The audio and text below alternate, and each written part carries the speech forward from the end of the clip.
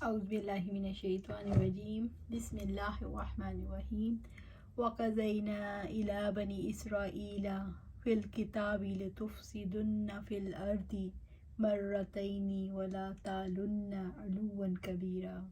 اور ہم نے کتاب میں بنی اسرائیل کے لیے فیصلہ کر دیا تھا کہ یقیناً تم 2 بار زمین میں ضرور فساد کرو گے اور تم یقیناً ضرور سرکشی کرو گے، بڑی سرکشی۔ سورت بنی اسرائیل آیا 4۔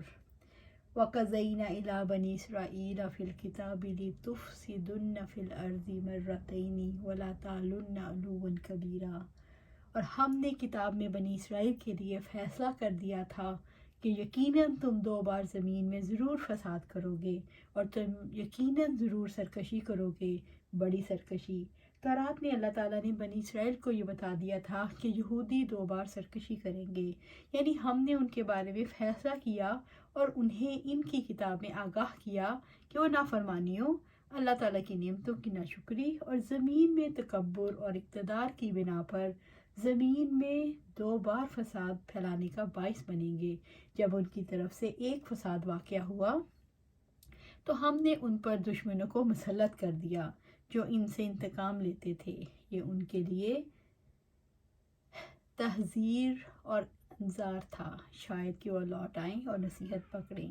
پیش کی اطلاع تو پیش کی علم کی وجہ سے دی گئی، اس میں بنی اسرائیل پر جبر نہیں کیا گیا۔ اللہ تعالیٰ کسی کو فساد کے لیے مجبور نہیں کرتا۔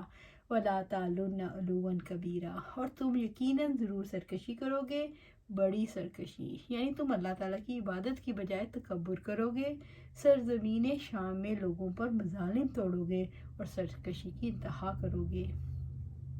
یہاں فساد سے مراد دینی بگاڑ ہے جو موسیٰ علیہ السلام کے بعد بنی اسرائیل میں پیدا ہوا، جس کے 2 ادوار ہیں جن کا تذکرہ حزقییل، یسیحا اور میاہ اور زبور میں ملتا ہے۔ عیسیٰ علیہ السلام کی زبان سے یہ تذکرہ متی اور لوکا کی انجیلوں میں موجود ہے۔ بنی اسرائیل میں یہ فساد کب پیدا ہوا؟ بنی اسرائیل میں یہ فساد تب پیدا ہوا جب انہوں نے اللہ تعالیٰ کے نبی شعبہ کو قتل اور حضرت ارمیاہ کو قید کیا۔ جب بنی اسرائیل نے تورات کے احکامات کی صریحاً خلاف ورزی کی، جب بنی اسرائیل کے کھلے عام اللہ تعالیٰ کی نافرمانیاں کی تو اللہ تعالیٰ نے ان کی سرکشی کی انہیں سزا دی۔ عیسیٰ علیہ السلام سے تقریباً 600 سال پہلے بابل کے فرما روا بخت نصر نے یہودیوں کو بے دریغ قتل کیا اور ان کی بڑی تعداد کو غلام بنا لیا۔ کچھ لوگوں کا خیال ہے کہ اللہ تعالیٰ نے بنی اسرائیل کے فساد فی الارض کے جرم کے بعد جالوت کو سزا کے طور پر ان پر مسلط کیا، جس نے ان پر ظلم و ستم کے پہاڑ توڑے، حتیٰ کہ اللہ تعالیٰ کے نبی داؤد علیہ السلام نے جالوت کو قتل کیا۔ فَإِذَا جَاءَ وَعْدُ أُولَاهُمَا بَعَثْنَا عَلَيْكُمْ عِبَادًا لَنَا أُولِي بَأْسٍ شَدِيدٍ فَجَاسُوا خِلَالَ الدِّيَارِ وَكَانَ وَعْدًا مَفْعُولًا۔ پھر جب ان دونوں میں سے پہلی کا وعدہ آیا تو ہم نے تم پر اپنے سخت جنگجو بندوں کو بھیجا، بس وہ گھروں میں گھس گئے اور وہ ایک وعدہ تھا جو پورا کیا ہوا تھا۔ سورت بنی اسرائیل آیا 5۔ فَإِذَا جَاءَ وَعْدُ أُولَاهُمَا، پھر جب ان دونوں میں سے پہلی کا وعدہ آ گیا۔ یہود نے جب بیت المقدس میں سربلندی حاصل کی، ان کے پاس حکومت اور قوت جمع ہو گئی، اس پر انہوں نے فساد برپا کرنا شروع کیا تو اللہ تعالیٰ نے ان پر ایک دوسری قوت والی قوم کو مسلط کر دیا جو ان پر حملہ آور ہوتے رہے اور ہر چیز کو تباہ و برباد کرتے رہے۔ بَعَثْنَا عَلَيْكُمْ، تو ہم نے تم پر بھیجا، یعنی ہم نے تکوین، تقدیر اور جزا کے طور پر تم پر مسلط کر دیے۔ عِبَادًا لَنَا أُولِي بَأْسٍ شَدِيدٍ، اپنے سخت جنگجو بندوں کو، بہت کثیر تعداد میں بہادر بندے جن کو اللہ تعالیٰ نے تم پر فتح اور نصرت عطا کی۔ انہوں نے تمہیں قتل کیا، تمہاری اولاد کو غلام بنایا اور تمہارے مال و متاع کو لوٹا۔ فَجَاسُوا خِلَالَ الدِّيَارِ، بس وہ گھروں میں گھس گئے، یعنی وہ تمہارے گھروں کے اندر گھس گئے اور انہیں برباد کر دیا۔ ان لوگوں نے مسجد اقصیٰ میں داخل ہو کر اسے بھی برباد کر دیا۔ وَقَانَ وَعْدًا مَفْعُولًا، اور وہ ایک وعدہ تھا جو پورا کیا ہوا تھا، چونکہ انہوں نے اس وعدے کے پورا ہونے کے تمام اسباب مہیا کر دیے تھے، لہٰذا اس وعدے کا پورا ہونا ضروری تھا۔ اصحاب تفسیر کا مسلط ہونے والی قوم کے تعین کے بارے میں اختلاف ہے، البتہ اس بات پر سب متفق ہیں کہ وہ کافر تھی۔ اس قوم کا تعلق یا تو عراق سے تھا یا وہ جزیرۃ العرب سے تھی یا ان کے علاوہ کوئی اور قوم۔ اللہ تعالیٰ نے ان کو بنی اسرائیل پر مسلط کر دیا کیونکہ ان کی نافرمانیاں بڑھ گئی تھیں۔ انہوں نے شریعت کے اکثر احکام کو پس پش ڈال دیا اور انہوں نے زمین میں سرکشی اختیار کر لی۔ ثم رددنا لكم الكرة عليهم وأمددناكم بأموال وبنين وجعلناكم أكثر نفيرا، پھر ہم نے ان پر دوبارہ تمہیں غلبہ دے دیا اور ہم نے مالوں اور بیٹوں سے تمہیں مدد دی اور ہم نے تمہیں تعداد میں زیادہ کر دیا۔ سورۃ بنی اسرائیل آیا 6۔ ثم رددنا لكم الكرة عليهم، پھر ہم نے ان پر دوبارہ تمہیں غلبہ دے دیا، یعنی ہم نے تمہیں تمہارے دشمنوں پر غلبہ عطا کیا جو تم پر غالب تھے، پھر تم نے انہیں اپنے شہروں سے نکال دیا۔ بنی اسرائیل نے اللہ تعالیٰ کی طرف رجوع کیا اور اپنے حالات کو درست کیا۔ بنی اسرائیل پر ظلم کرنے والے فاتحین کو اپنی قوت پر گھمنڈ ہو گیا تو انہوں نے زمین میں فساد برپا کرنا شروع کر دیا۔ بنی اسرائیل دوبارہ منظم ہوئے اور حملہ آور ہو کر غالب ہو گئے۔ بنی اسرائیل کو اللہ تعالیٰ نے مال اور بیٹوں سے نوازا، اس طرح ان کی ذلت دور ہو گئی۔ وَأَمْدَدْنَاكُمْ بِأَمْوَالٍ وَبَنِينَ، ہم نے مالوں اور بیٹوں سے تمہیں مدد دی، یعنی ہم نے تمہیں کثیر رزق عطا کیا اور تمہاری تعداد میں اضافہ کیا اور تمہیں تمہارے دشمنوں کے مقابلے میں طاقتور بنایا۔ وَجَعَلْنَاكُمْ أَكْثَرَ نَفِيرًا، اور ہم نے تمہیں تعداد میں زیادہ کر دیا، اور اس کا سبب تمہارے نیک کام اور اللہ تعالیٰ کے سامنے تمہارا خشوع و خضوع تھا۔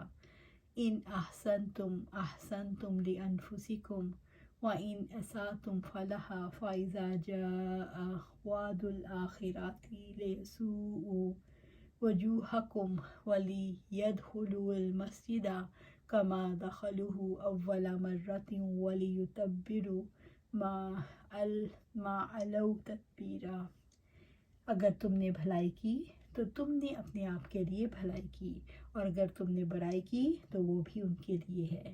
چنانچہ جب وہ دوسرا وعدہ آ گیا تو ہم نے اور لوگ تم پر مسلط کر دیے، تاکہ وہ تمہارے چہرے بگاڑ دیں، تاکہ وہ مسجد میں داخل ہو جائیں جیسے وہ پہلی بار اس میں داخل ہوئے تھے، اور تاکہ جس چیز پر وہ غلبہ پائیں اسے برباد کر دیں، بری طرح برباد کرنا۔ سورۃ بنی اسرائیل آیا 7۔ ان احسنتم، اگر تم نے بھلائی کی، یعنی تم اگر اسلام میں داخل ہو گئے اور محمد صلی اللہ علیہ وسلم کی پیروی کرو گے، احسنتم لانفسکم، تو تم نے اپنے آپ کے لیے بھلائی کی، یعنی تمہاری نیکی کا فائدہ تمہاری ہی طرف لوٹے گا، حتیٰ کہ دنیا میں بھی تمہیں ہی فائدہ ہوگا، جیسے کہ تم نے مشاہدہ کر لیا ہے کہ دشمن کے مقابلے میں تم فتح یاب ہوئے۔ دنیا میں تمہاری نیکی کی جزا کے طور پر اللہ تعالیٰ نے دشمنوں کی ایذاؤں، چالوں اور تکلیفوں سے بچا لے گا، اور تمہارے مالوں میں وسعت دے گا اور تمہاری قوت پر قوت کا اضافہ کرے گا، اور جہاں تک آخرت کا تعلق ہے تو وہ تمہیں ایسی جنتوں میں لے جائے گا جس کے نیچے نہریں بہتی ہیں، اور تم سے راضی ہو جائے گا۔ وَرِضْوَانٌ مِّنَ اللَّهِ أَكْبَرُ، اور اللہ تعالیٰ کی طرف سے رضامندی جو سب سے بڑھ کر ہے۔ سورۃ توبہ آیا 72۔ رب العزت نے فرمایا، جو نیک عمل کرے تو اس کے اپنے لیے ہی ہے، اور جو بدی کرے تو اس کا وبال اسی پر ہوگا۔ سورۃ فصلت آیا 46۔ یہ اللہ تعالیٰ کا طریقہ ہے جزاء وفاقا، جو پورا بدلہ ہے۔ سورۃ النبا آیا 26۔ جو نیک عمل کرے تو اس کے لیے تو وہ اس کے اپنے لیے ہے، اور جو بدی کرے تو اس کا وبال اسی پر ہوگا۔ سورۃ جاثیہ آیا 15۔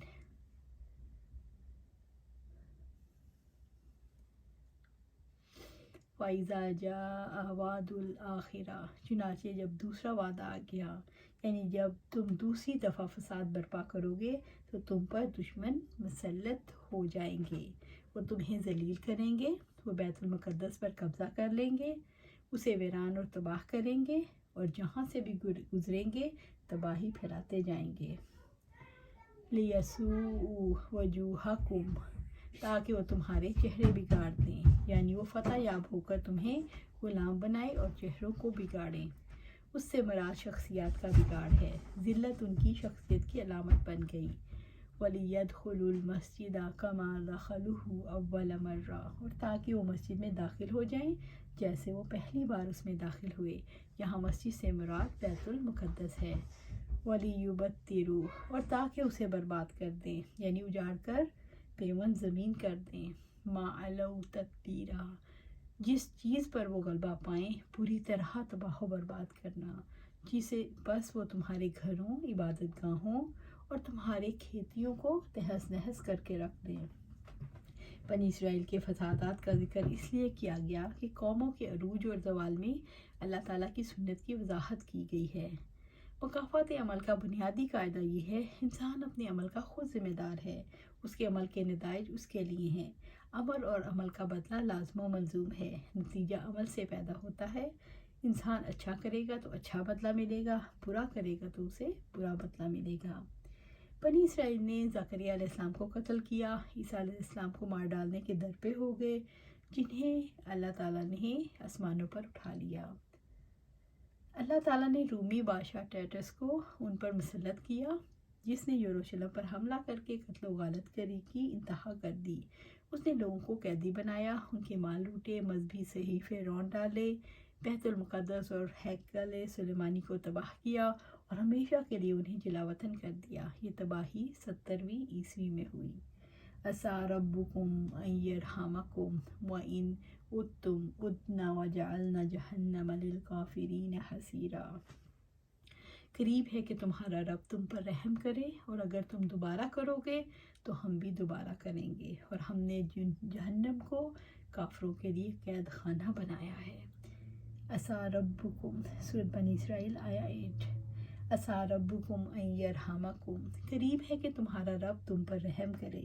اللہ تعالیٰ کی رحمت سے مراد دنیا اور آخرت کی کامیابی ہے، یعنی یہ ممکن ہے کہ اللہ تعالیٰ تمہارے دشمنوں کو ہی بھگا دے اور تمہیں فتح عطا کر دے۔ اللہ تعالیٰ نے ان پر رحم فرمایا اور انہیں دوبارہ حکومت عطا فرمائی۔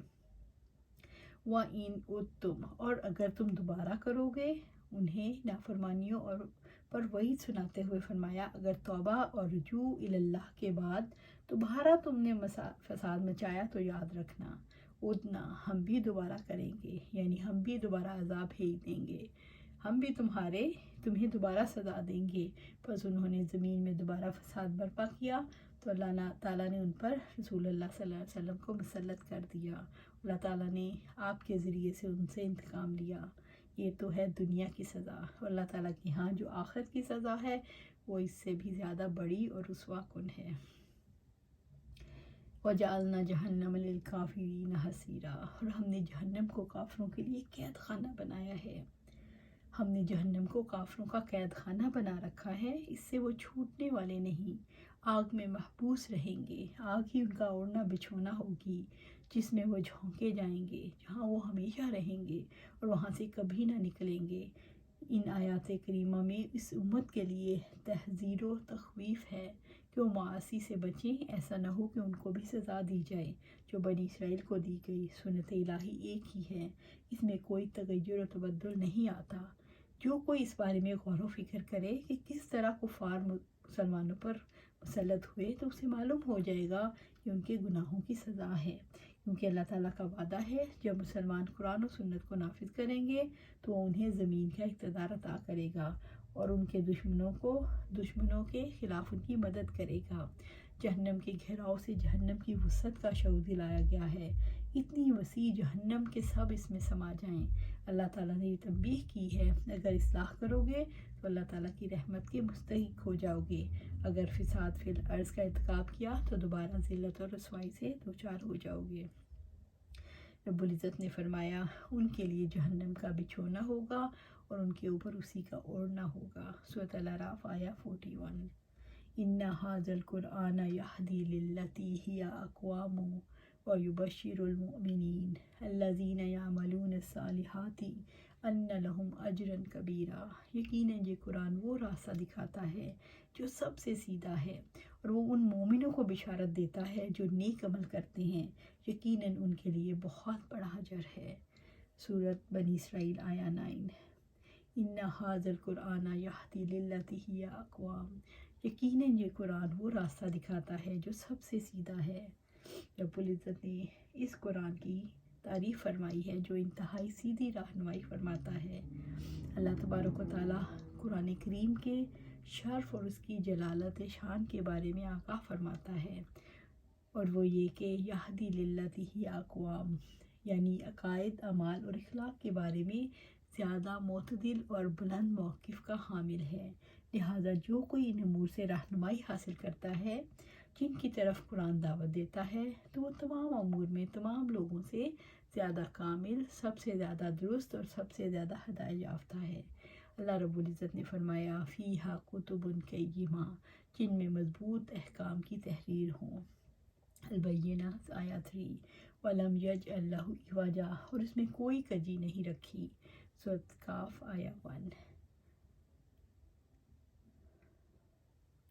وَيُبَشِّرُ الْمُؤْمِنِينَ الَّذِينَ يَعْمَلُونَ الصَّالِحَاتِ أَنَّ لَهُمْ أَجْرًا كَبِيرًا، اور ان مومنوں کو بشارت دیتا ہے جو نیک عمل کرتے ہیں۔ قرآن مجید ایمان والوں کو جو نیک اعمال میں مصروف رہتے ہیں قیامت کے دن بھاری ثواب کی بشارت ہے۔ أَنَّ لَهُمْ أَجْرًا كَبِيرًا، کہ یقیناً ان کے لیے بہت بڑا اجر ہے، ان کے لیے اللہ تعالیٰ کے عزت والے گھر میں بڑا اجر ہے۔ اجر کبیر سے مراد جنت ہے۔ اللہ سبحانہ تعالیٰ ہمیں بھی جنت الفردوس میں اعلیٰ مقام عطا فرمائے۔ وَأَنَّ الَّذِينَ لَا يُؤْمِنُونَ بِالْآخِرَةِ أَعْتَدْنَا لَهُمْ عَذَابًا أَلِيمًا، اور یقیناً جو لوگ آخرت پر ایمان نہیں لاتے ان کے لیے ہم نے دردناک عذاب تیار کر رکھا ہے۔ سورۃ بنی اسرائیل آیا 10۔ وَإِنَّ الَّذِينَ لَا يُؤْمِنُونَ بِالْآخِرَةِ، اور یقیناً جو لوگ آخرت پر ایمان نہیں لاتے ان کے لیے ہم نے دردناک عذاب تیار کر رکھا ہے۔ وہ لوگ جو بعد کی تصدیق نہیں کرتے، دنیا کی جزا سزا پر یقین نہیں رکھتے، اعتدنا لہم عذابا الیما، ان کے لیے ہم نے دردناک عذاب تیار کر رکھا ہے۔ ان کے استقبال کے لیے ان کے رب نے قیامت کے دن دردناک عذاب تیار کر رکھا ہے۔ رب العزت کا فرمان ہے فبشرہم بعذاب علیم، تو ان کو دردناک عذاب کی بشارت دے دو۔ سورۃ التوبہ آیا 34۔ قرآن کریم تبشیر اور انذار پر مشتمل ہے۔ اللہ تعالیٰ نے وہ اسباب ذکر فرما دیے جن کی بنا پر بشارت ملتی ہے، اور وہ ہیں ایمان اور عمل صالح۔ ان اسباب کا بھی ذکر فرمایا جو انذار کا مستحق ٹھہراتے ہیں، اور وہ ہیں ایمان اور عمل صالح کے متضاد امور۔ اللہ سبحانہ تعالیٰ سے دعا ہے اللہ ہمیں قرآن و سنت کے مطابق زندگی گزارنے کی توفیق عطا فرمائے اور اس پر ثابت قدم رکھے۔ آمین یا رب العالمین۔